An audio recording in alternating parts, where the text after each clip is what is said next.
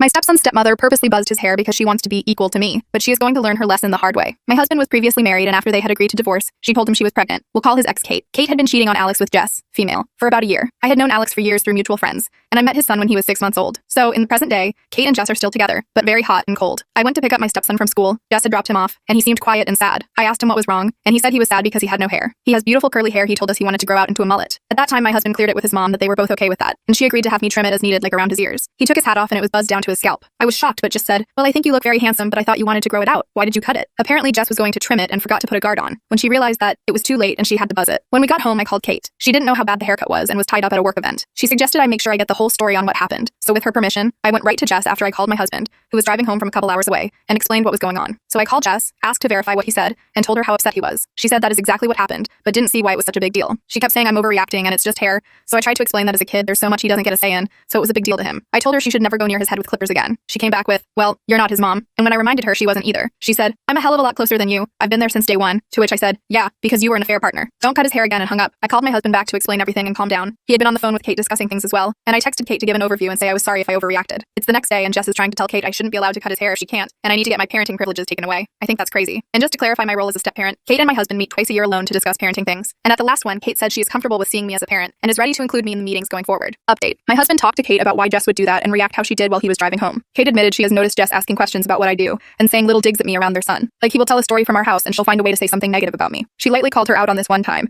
and Jess had a really negative response. Kate and my husband were going to meet tomorrow to talk about it, but Kate called me very upset, saying they got into a fight. She doesn't have a lot of family, so this isn't the first time she has called me needing someone to talk to that knows the whole dynamic. I said she could come over and talk about it if she wanted, and she took me up on it. So she came over, we all played Hot Wheels for a bit, seeing their son obviously helped calm her down, and then I took him to the playroom while Alex and Kate talked. Apparently Jess is tired of not being treated like as much of a parent as me in her eyes, and cut his hair on purpose, basically to make a parenting decision that couldn't be reversed. That came out in a heated blow-up from her when Kate insisted she was okay with me cutting his hair so he could have the style he wanted since I was good at it. Some more heated words were shared, and Jess gave Kate the ultimatum of, "Treat me as good as you do her, or we're done." Then she stormed off, and Kate called me. Next, Kate and Alex came in and talked to their son alone and asked some gentle questions about Jess while they played. He said sometimes she yells, and he doesn't like it. She has spanked him, and he wouldn't be sad if she weren't there. We all ate dinner together so our son could see that everything was okay, and we all told him how many fun things we could do with his hair as it grows back after Kate went home. My husband even buzzed his head and told our son that he thought it was so cool he wanted to match him. As of now, Kate is planning to end things for good, and I sure hope it sticks. Final update, 2 days later. Kate and Jess met to talk, and I don't know everything that was said, but all I do know is that Kate then told us she would be filing for a restraining order against Jess, and asked for my help because unfortunately, I have had to file for one before. Then, Kate and Alex met at our house and talked over what that means for their son,